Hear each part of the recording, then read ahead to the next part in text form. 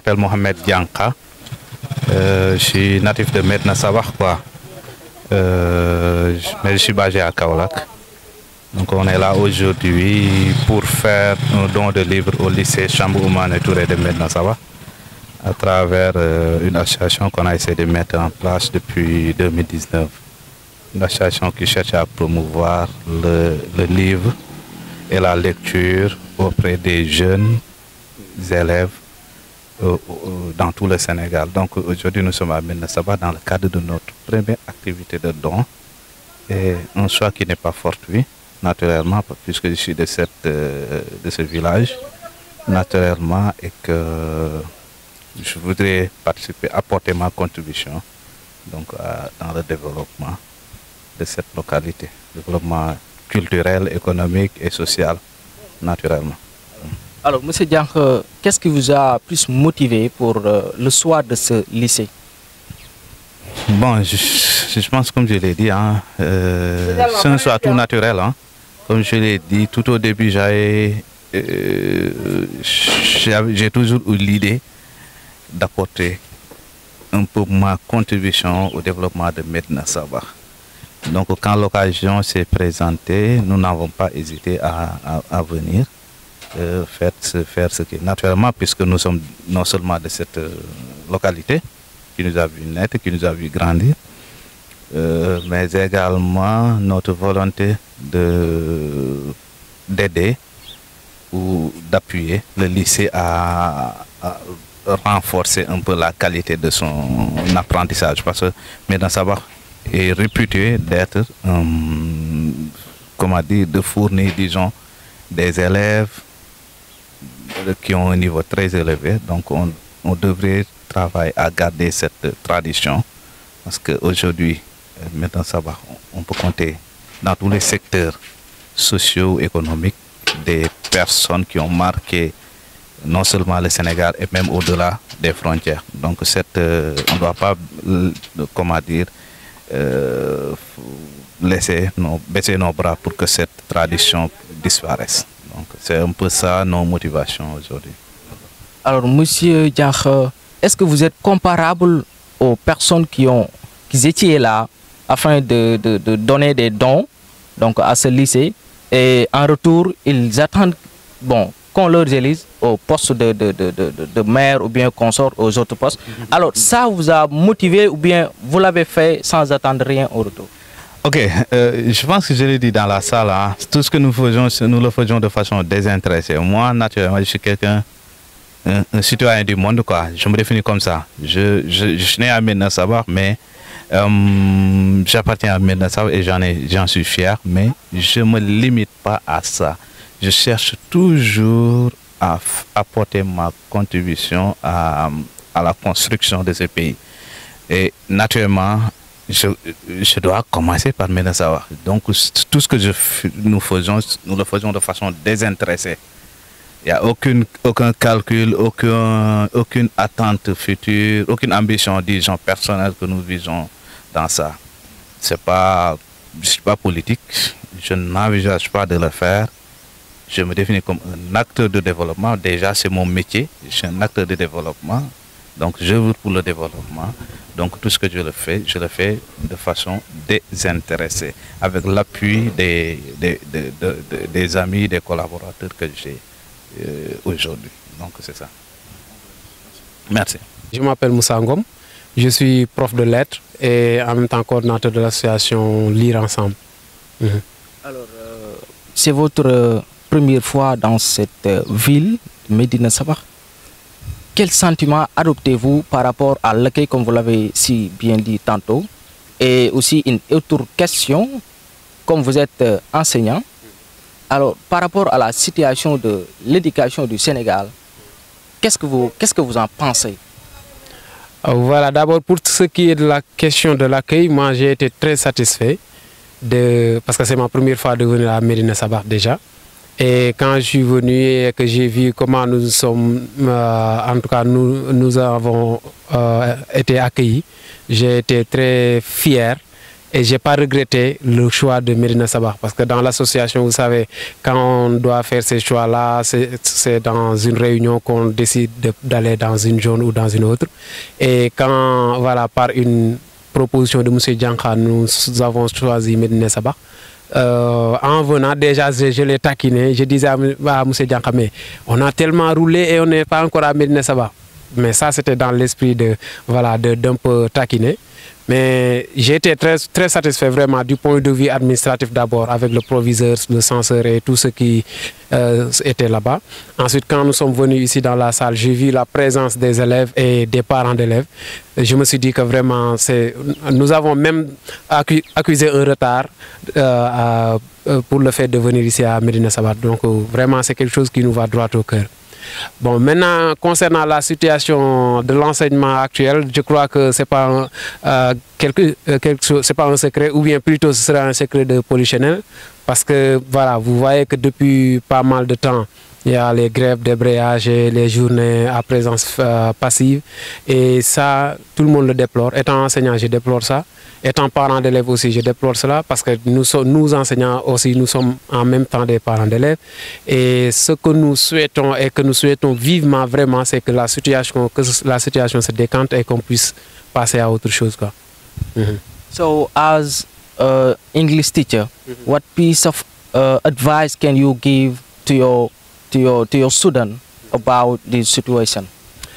Okay, so I can say that first of all, it's a situation that we don't like to see in our educational system, because you know, the school year is divided into hours.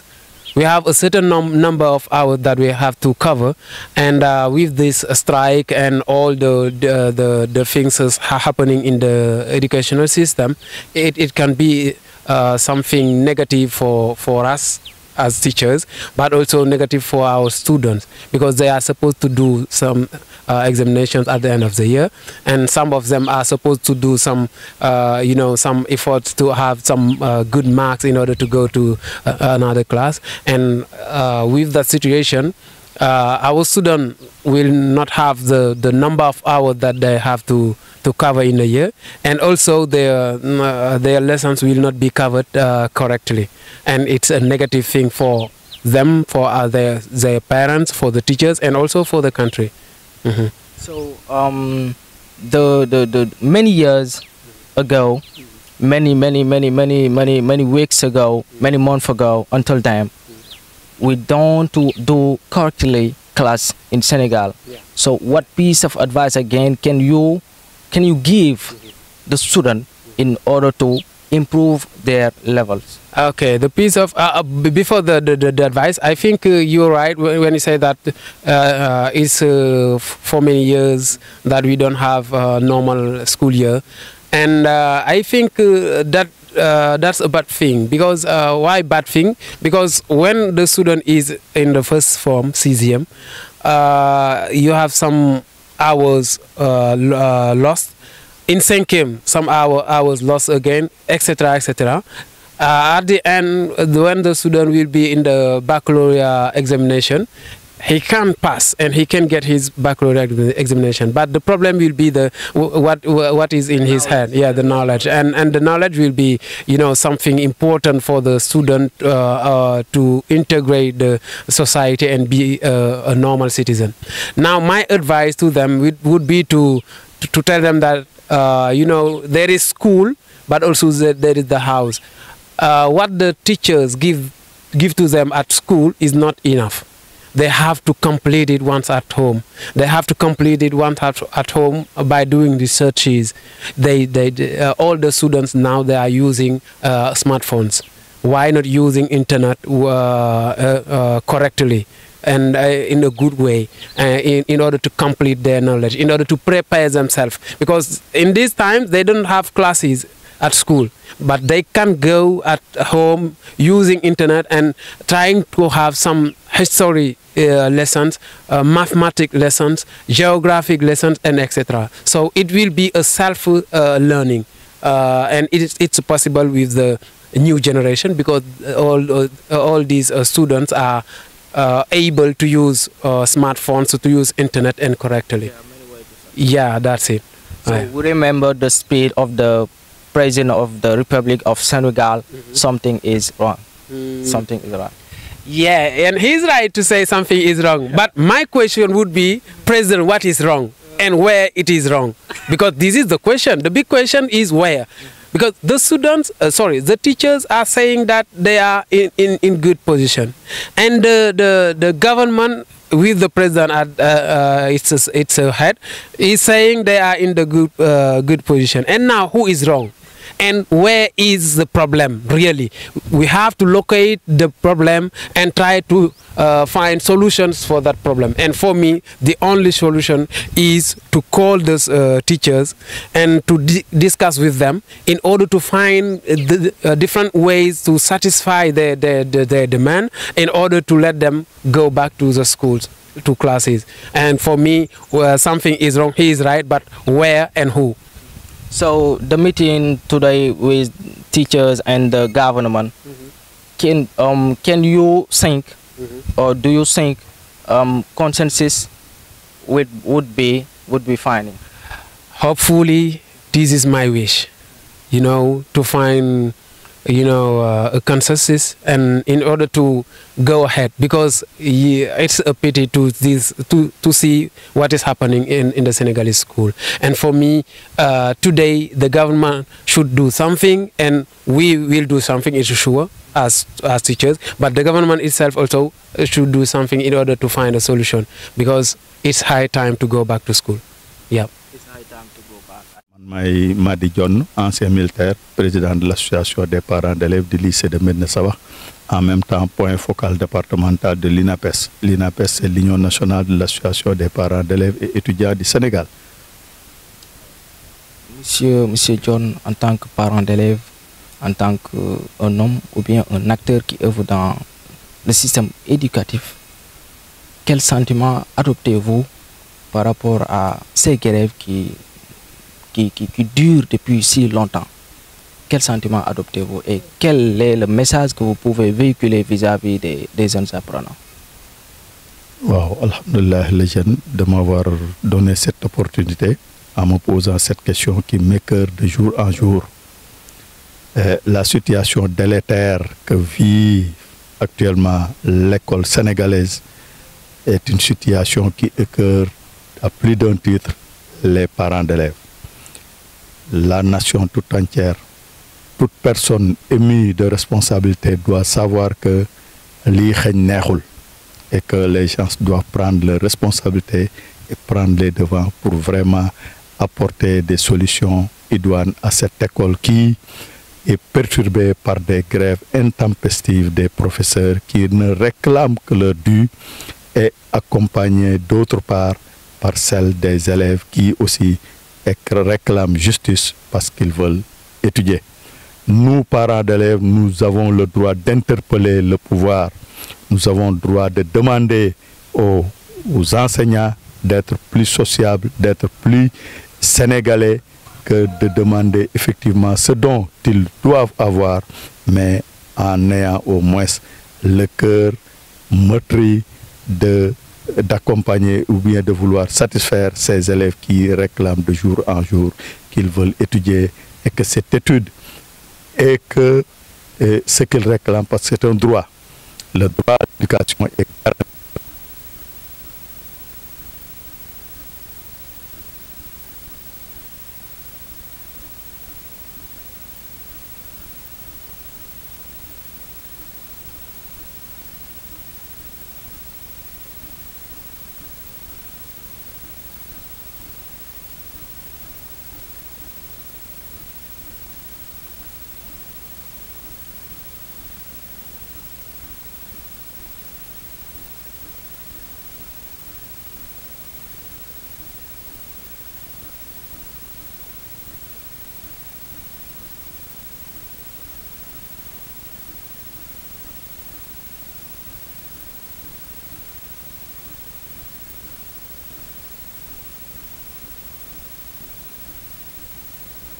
Les échelonnés en temps dans le long terme. C'est-à-dire, si je parle comme ça, il faut voir ce qui peut se réaliser à court terme, les étaler, les accepter, et que le gouvernement s'en prenne, et que ceux qui peuvent attendre doivent attendre pour le long terme. Donc, je n'ai pas de position qui dit je suis avec les enseignants ou bien qui dit je suis avec l'administration. Parce que le gouvernement doit faire ce qu'il doit faire. Si demain un enseignant aurait fauté, le gouvernement ou l'administration l'aurait sanctionné. Et pourquoi maintenant un enseignant réclame son dû et que ce gouvernement qui l'avait ratifié, qui l'avait pris cet accord, cet engagement, ne satisfasse pas cet engagement qu'il avait pris envers sa population. C'est moi ce qui m'écoeure. C'est ce qui m'écoeure. Donc, je n'ai pas de position figée pour dire que l'État a raison ou bien les enseignants ont raison. Ils ont le droit de réclamer leur dû. Le gouvernement n'a qu'à faire tout son possible pour au moins essayer de les satisfaire ou bien satisfaire les points clés et le reste les renvoyer dans un avenir prochain. Voilà. Monsieur John, vous avez assisté à cette cérémonie ou bien à cette rencontre de donner et de recevoir, c'est-à-dire le don que le lycée vient d'apercevoir. Quel est le sentiment aussi à nouveau que vous venez d'adopter? Bon, merci beaucoup. Mon sentiment est très clair.